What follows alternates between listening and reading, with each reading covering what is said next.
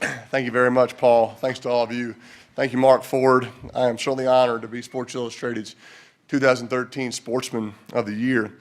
I want to thank Christina Rosa with Sports Illustrated, Patrick Smythe and Mac Freeman and Joe Ellis with the Denver Broncos, and all the folks at Kettle One for making this reception happen tonight.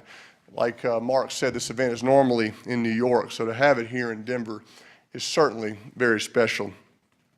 You all have done a great job. I want to thank Peter King for being here. I've known Peter since I've come into the NFL. He and I sit and talk for an hour every training camp, and instead of him interviewing me, I get to interview him on what's going on around the NFL and all the other teams. So thank you, Peter, for being here. And I want to thank Lee Jenkins, the author who wrote this article. Lee, I really enjoyed our time together talking, so thank you for being here as well. John Lynch, thank you very much for your comments. Most of you know this. John Lynch played a huge role in recruiting me here to Denver. He went on and on about how great a city Denver was, about how nice the people were, and what a perfect place it is to live. And I certainly have found that to be true. John also said that he and his family would never leave here, which makes a lot of sense this past summer while John and his family moved to San Diego.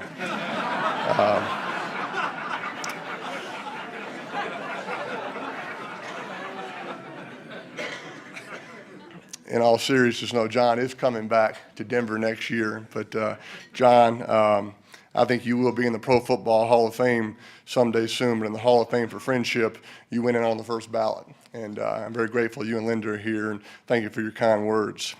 I like to be brief tonight, but I would like to recognize a couple of people, thank a few others, and then talk a little bit about Sports Illustrated and my history with the magazine. I know it's a Monday night. People have to work tomorrow, and our coach has to be in bed by 9 p.m. So I will try to be brief. But this man was mentioned earlier, but he's been a great mentor to me, and he's always been a hero of mine. But I just want him to stand and be recognized. Pro Football Hall of Fame quarterback John Elway is here tonight.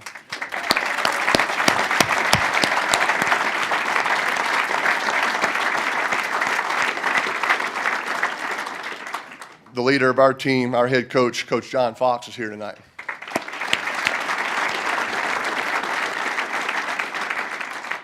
I'm sorry, I'm kind of playing the role of MC here. I would have asked Broncos play-by-play Dave Logan to do it tonight, but he said his voice is hoarse from saying the Broncos have to punt again on Thursday night. So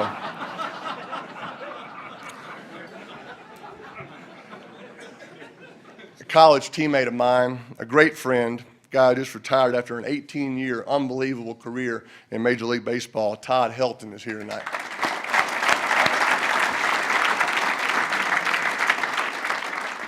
Probably the best teammate I ever played with, a guy that I've known since we were juniors in college, a guy that I played with twice in Indianapolis and in Denver, who's just going to finish up a 15-year career in the NFL as a slot wide receiver. Brandon Stokely is here.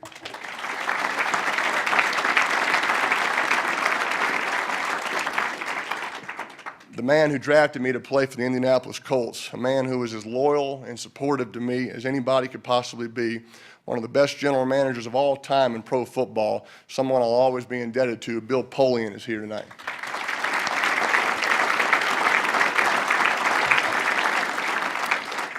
I just want to apologize for the secrecy of the email invite that all of you received to this event. Those were Sports Illustrated's orders, and we followed them, that we could not disclose what this event was going to be about. So raise your hand if you thought tonight was a fundraiser. Raise your hand. Thank you. I knew what the event was, and after I saw the email invite, heck, I thought it was a fundraiser. I can promise you tonight that we do not want your money. Although I'm sure Sports Illustrated wouldn't mind if you renewed your subscriptions later on tonight. I think if you do it tonight, you get a free sweatshirt with a picture of Peter King on the front and the back. I saw Peter wearing his earlier today. One guy asked me, he said he saw the email and he thought I was being inducted into a secret society tonight.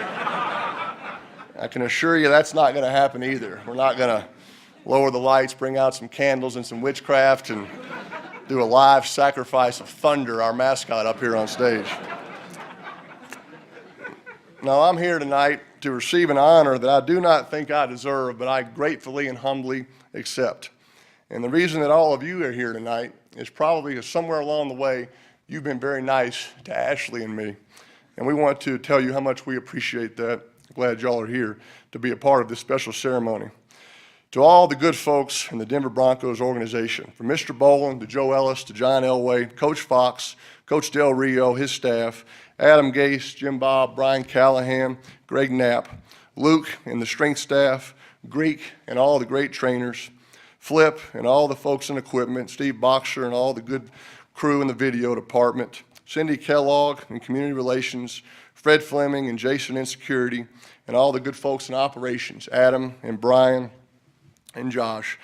I just can't tell you how much I value your efforts every single day to help me be a better football player and to help our Denver Broncos team win football games. And you have my sincere thanks for being nice to me and Ashley during our short time here in Denver.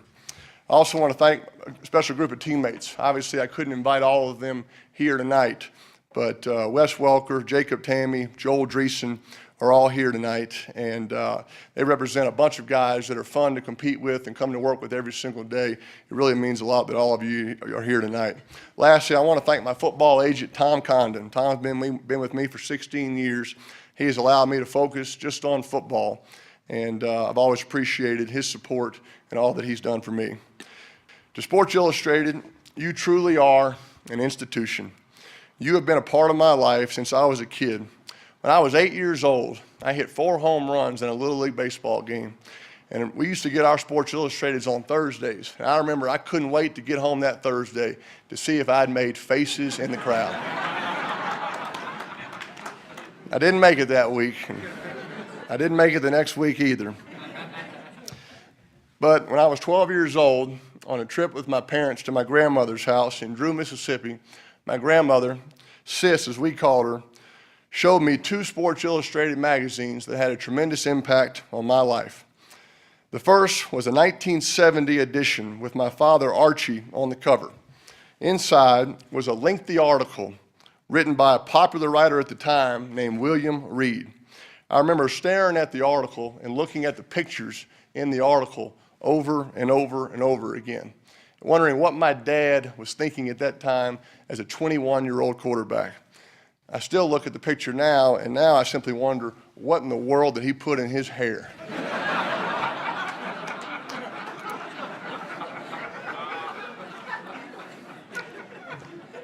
The second was an article written in 1981 on my dad as well, written by Paul Zimmerman, the famous Dr. Z. I read every word of this article as well, and both articles taught me a lot about my father as a college player and as a pro player that I would not have known normally, things that made me very proud to be his son. Fast forward to 1993, 20 years ago this time, it's hard to believe, when Sports Illustrated sent a writer named John Ed Bradley down to New Orleans to do a story on me and my recruitment from college teams. I'd never been interviewed by any publication besides the New Orleans Times-Picayune and the Jackson Clarion Ledger. So this was certainly a big deal to me. John Ed Bradley needed some time for me, and between school and football practice, the only time that I had was during my lunch break as a senior in college. And seniors were allowed to leave campus. And so I made John Ed Bradley take me to my favorite po' boy shop in New Orleans, a place called Domalice's, 3 days in a row. Once I learned what an expense account was and that Sports Illustrated was paying for it, I brought my friends the last 2 days. But there's a picture in that article, I believe you can see it, playing a day game, and the guy wearing number 3 was actually a buddy of mine, and he had that picture blowing up in his house. And I remember he used to tell all the girls that Sports Illustrated did a story on him. And I just happened to be in the background. In 1995, when I was a sophomore at Tennessee, Sports Illustrated sent a really good writer named Tim Layden to Knoxville for a week leading up to a big game for us. They said the article was supposed to be on the cover. Well, I remember how excited our PR director, in college they call them sports information directors, Bud Ford was, that he knew that I was going to be on the cover. There hadn't been a cover at Tennessee since Ernie Grunfeld and Bernard King. Well, Tim Layden spent the entire week with me. He came to early morning weightlifting sessions with me. He even went to a couple of classes with me and wrote this really good story about me. However, we lost the football game that day, and Sports Illustrated called and said that we weren't going to be on the cover. And our PR director still has not forgiven me for losing that cover. Following year, however, Sports Illustrated said that they were doing a story on the preseason college football issue and wanted to put me on the cover in my Tennessee uniform. And what they did was they cut a great big wooden cutout of the 1970 cover when my father Archie was on the cover. And it's got my elbows leaning on my dad's cover from 30-something years ago. And for a moment in time, my dad and I got to be college football players together. And I only think Sports Illustrated could have accomplished something like that.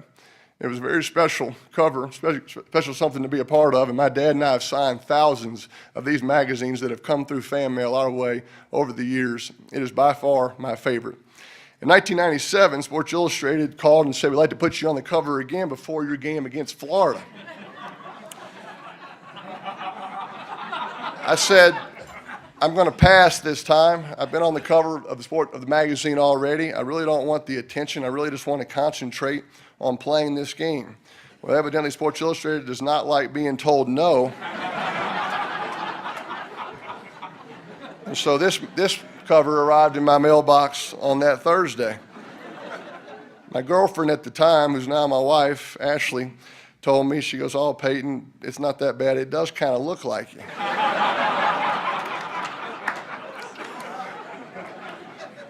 It's my least favorite cover. I have never autographed a copy of it, and I never will. In 2001, Rick Riley, a famous Sports Illustrated alum, decided one Sunday to watch pro football with 3 professional lip readers. I just happened to be one of the lucky recipients of the games that Rick watched. And he wrote an article about the games that he watched, and basically the idea was to watch offensive coordinators and their play calling and the plays that were called. However, as Rick wrote, the first game was the Colts' easy win over the Broncos, and the one guy who should have covered his mouth was not a coach but a player, Indianapolis quarterback Peyton Manning. He's Dudley Do-Right in public, but on the field, Manning seems to have the vocabulary of a dyspeptic carnival employee. The lip readers counted 9 televised Fs. Many damn it's, and one, just for variety's sake, a effing damn it. In the first quarter, after a replay had overturned an apparent touchdown pass to wide receiver Marvin Harrison, Manning was seen to say disgustedly, "Why'd they show the effing replay?" When a running back short-armed a screen pass, he yelled, "Effing get in there." Thank you, Sports Illustrated. In 2007, and then again in 2011, Sports Illustrated put me on the cover doing something kind of funny. Running. "Mom, just promise me when old Marshall's 12 years old and he comes to visit you that these are the 2 magazine covers you will show him. I want my son to think that I was actually fast."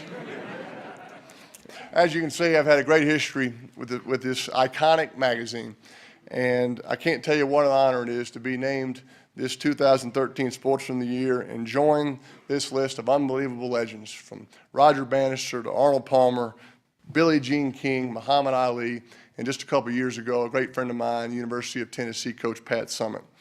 It means a great deal to me. I'll always cherish it. Thank you all for being here on this special night. God bless all of you, and go Broncos. Thank you.